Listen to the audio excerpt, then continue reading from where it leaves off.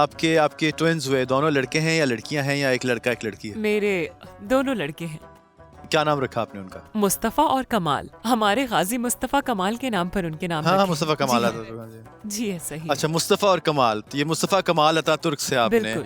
अब okay okay, तो अब तीसरे बेटे का नाम अतातुर्क रखेंगी आप? जी हाँ, गाजी रख सकती हूँ। अगर गाजी मुस्तफ़ा कमाल अतातुर्क सारे नाम रख दिए तो उनको ट्रिब्यूट मिलेगा, क्योंकि मैं उनकी शख्सियत को बहुत ज्यादा पसंद करती हूँ। ये कह लें उनके फॉलोअर्स में से हूँ। वो हमारे आइडियल हैं और वो मुझे पसंद सारे है तुर्की बहुत। के आइडियल हैं, बल्कि पाकिस्तान के भी आइडियल हैं। इतनी बड़ी शख्सियत हैं कि सारी मुसलमान ममालिक में उनका एक उनकी एक बहुत बहुत ज़्यादा कहना चाहिए कि एडमिरेशन, उनकी पसंदीदगी है। माँ बनने का तजर्बा कैसा है? माँ बनने के बाद कहते हैं कि जब एक औरत को माँ बनने का रुतबा अल्लाह देता है तो उसको तब ज़िंदगी की हकीकत का पता चलता है, और तब उसको पता चलता है कि ये जज्बा क्या है। उससे पहले उसको अपनी माँ पे ज़्यादा प्यार आने लगता है, तब उसको पता चलता है कि कितनी कुर्बानियाँ दे के उसकी माँ ने उसको यहाँ तक पहुँचाया। ये मुझे बताइए कि कैसा महसूस होता है जब आपकी गोद में दो खूबसूरत बच्चे हों और आपको माँ कह के पुकारते ये हैं? एक ऐसा जज्बा है जो आप माँ बनने के बाद ही महसूस कर सकते हैं। इस एहसास को लफ्जों में बयान करना मुश्किल होगा। एक माँ बनना बहुत ही स्पेशल फीलिंग होती है। काफी सारे लोगों का ऐसा मानना है कि जब आप इंडस्ट्री में होते हैं तो अपने बच्चों का सही से ख्याल नहीं रख सकते। मतलब उनके कपड़े चेंज करना, उन्हें खाना खिलाना, इन सब के लिए आपके पास टाइम नहीं होता। चाहे इंडस्ट्री में आपका कितना ही अच्छा नाम क्यों ना हो, अगर आप अपने बच्चों का ख्याल नहीं रख सकते तो आप खुद को अच्छा पेरेंट कैसे कह सकते हैं। इसलिए मेरे ट्विंस पैदा होने के बाद मैंने 2 साल तक काम नहीं किया, सिर्फ उनके लिए अवेलेबल रही, ताकि उनकी अच्छी परवरिश कर सकूं, ख्याल रख सकूं। अल्लाह का शुक्र है कि अब मेरे बच्चे 2 साल के हो गए हैं। उनके खाने पीने की रूटीन बन गई है, उनके सोने की रूटीन बन गई है। तो अब मेरे पास वक्त है कि मैं अपने बच्चों के साथ साथ काम भी कर सकती हूँ। जाहिर है जब बच्चे ज्यादा छोटे होते हैं तो उनके साथ साथ काम को टाइम देना नामुमकिन होता है। बच्चों के साथ साथ खुद का ख्याल रखना भी बहुत जरूरी है, क्योंकि जब आप ही तंदुरुस्त नहीं होंगे, सेहतमंद नहीं होंगे, तो उनका ख्याल कैसे रख पाएंगे। और मैं हमेशा कोशिश करती हूँ कि काम को और घर को साथ साथ बैलेंस करके चलूं। एक वर्किंग वुमेन के लिए कितना मुश्किल होता है, क्योंकि हम जब छोटे थे उस वक्त पाकिस्तान में इस तरह ख़वातीन का काम करने का रिवाज इतना ज़्यादा नहीं था, मुझे तुर्की का नहीं मालूम। तो हमें हमारी माओं ने पूरी तरह वक्त दिया, नानी दादी के पास हम रहते थे, और वो जो एक रिश्ता था, अब क्योंकि औरतें भी मर्दों के साथ साथ पैरेलल काम कर रही हैं और डेफिनेटली उनको घर से निकलना पड़ता है, ये मजबूरी है उनकी, तो वो उस तरह बच्चों को वक्त नहीं दे पाती, क्योंकि अपनी वर्क स्पेस में उनको लेके जाना मुमकिन नहीं होता। या बहैसियत अदाकारा डेफिनेटली आपको हर वक्त शूट पे बच्चों को साथ नहीं रखना होता होगा। तो आपको क्या लगता है कि इससे माँ और बच्चे का जो रिश्ता है वो इफ़ेक्ट होता है, या उस पर असर पड़ता है कि जब आप बच्चों से दूर हों, या बच्चे माँ से अपने उतने ही करीब रहते हैं, उस तरह अगर माँ दूर रहे, काम करे, जिस तरह पहले के ज़माने में होता था कि माँ हर वक्त बच्चों को पास रहती थी, उनकी एक एक चीज़ का ख्याल रखती थी। अब जबकि गवर्नेंस होती हैं, नानीज़ होती हैं, तो वो किस तरह ये और उस वक्त में फ़र्क आप महसूस करती हैं? और क्या ये इम्पोर्टेंट है कि माँ और बच्चे का ये रिश्ता ज़्यादा से ज़्यादा मजबूत हो उसके साथ रहने से? काफी खवातीन हैं जो काम के साथ साथ माँ भी बनती हैं, और मेरे हिसाब से सबसे ज्यादा जो इम्पोर्टेंट है वो दोनों चीजों का बैलेंस है। मतलब ये कि आप अपने बच्चों के साथ कैसे टाइम स्पेंड कर रहे हैं। हो सकता है कि आप उन्हें बहुत ज्यादा वक्त न दे पा रहे हों, लेकिन आप जितना भी वक्त उनके साथ गुजारें बहुत अच्छे से स्पेंड करें। चाहे कम वक्त के लिए सही, उनके साथ बातें करें, उनके साथ खेलें, उनसे कम्युनिकेशन करें, क्वालिटी टाइम स्पेंड करें, चाहे थोड़ा ही क्यों ना हो। और तो और मैं तो ये कहूंगी कि जो पेरेंट्स टाइम स्पेंड कर सकते हैं वो अपने बच्चों को वक्त दें, उनकी बातें सुने, उनके मसले हल करने की कोशिश करें। मैं खुद भी ऐसा ही करती हूँ। मैं अपने बच्चों की छोटी से छोटी चीज का बहुत ज्यादा ख्याल रखती हूँ, चाहे कोई खेलने की चीज है, पहनने ओढ़ने की या खाने पीने की। मैं हर चीज को बहुत डिटेल से देखती हूँ। आपका अपने बच्चों से इतना क्लोज बॉन्ड होना चाहिए कि जब आप उन्हें हक भी करें तो आपको महसूस हो जाए कि आपके बच्चे आपसे क्या चाहते हैं। मैं तो ये कहूंगी कि एक माँ के लिए अपने बच्चों को बड़े होते देखना जिंदगी की बहुत बड़ी मोटिवेशन है। मुझे लगता है जिंदगी में रंग बच्चों से ही होते हैं। जब तक आप अपने बच्चों के साथ होते हैं आपकी जिंदगी खुशगवार होती है। हालांकि बहुत सारी मुश्किलात का सामना भी करना पड़ जाता है, मगर आपके बच्चे आपकी हिम्मत बन जाते हैं। एक माँ के लिए बहुत बड़ी मोटिवेशन होती है कि उसके बच्चे अपनी जिंदगी में खुश रहें, कामयाबियां हासिल करें। फिर आपको अपनी जिंदगी भी मुकम्मल लगती है अगर आपके बच्चे खुश हैं। अच्छा, आपके हस्बैंड का नाम मुस्तफ़ा है? जी हाँ, मेरे हस्बैंड और बेटे दोनों का नाम मुस्तफ़ा है। दोनों का नाम हाँ, सेम वो है। भी मुस्तफ़ा है और बच्चे का नाम भी मुस्तफ़ा है, क्योंकि मैंने आपका जब इंस्टाग्राम में देख रहा था तो उसमें भी आपके नाम का हिस्सा मुस्तफ़ा है। ऐसा ही है? जी हाँ, ऐसा ही है। अच्छा, तो ये आपके जो हस्बैंड हैं ये क्या करते हैं? इनका भी ताल्लुक जो है वो इंडस्ट्री से ही है, मीडिया इंडस्ट्री से है? जी हाँ, उनका ताल्लुक भी इंडस्ट्री से है, वो फिल्म प्रोड्यूसर हैं।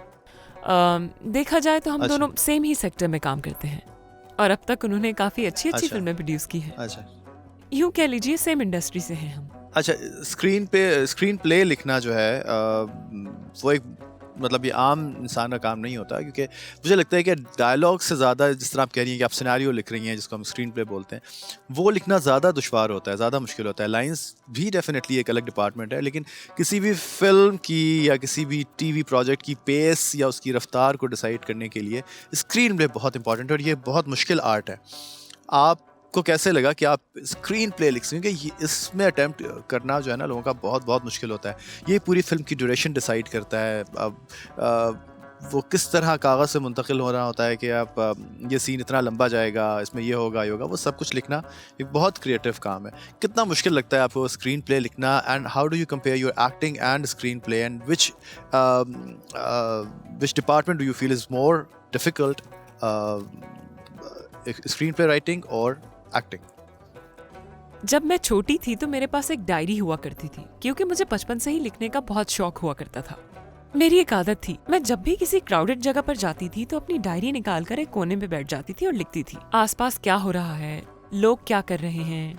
लिखाई के साथ साथ मुझे सुनने का भी शौक था, इसलिए प्रोग्राम सुना करती थी काफी ज्यादा। शायद ये इंट्रोवर्ट होने की वजह से भी है, मुझे खुद के साथ टाइम गुजारना ज्यादा अच्छा लगता है।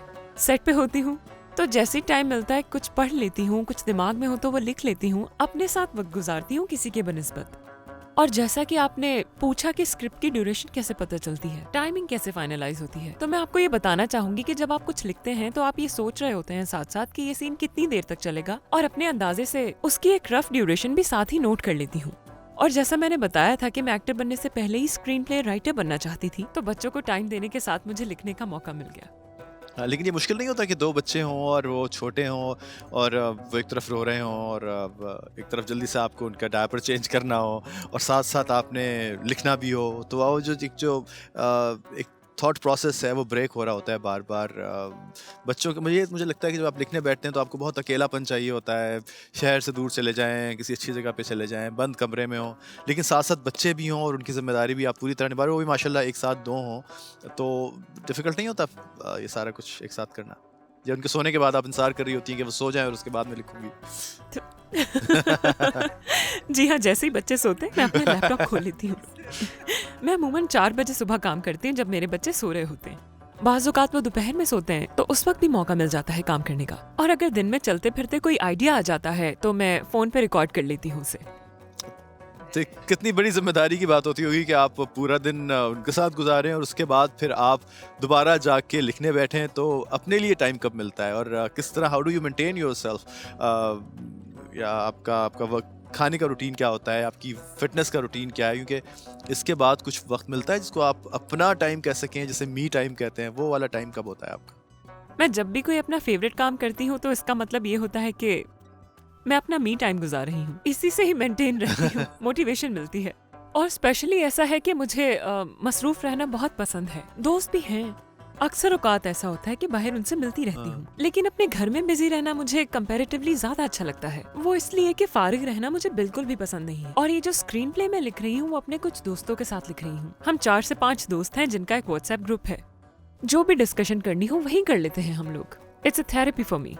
जब आप अपनी पसंद का काम कर रहे होते हैं तो अच्छी वाइब्स आती हैं आपको, यानी कि ये एक थेरेपी की तरह का प्रोसेस है, एटलीस्ट मेरे लिए तो है। वुमेन एम्पावरमेंट के बारे में आप क्या कहेंगी?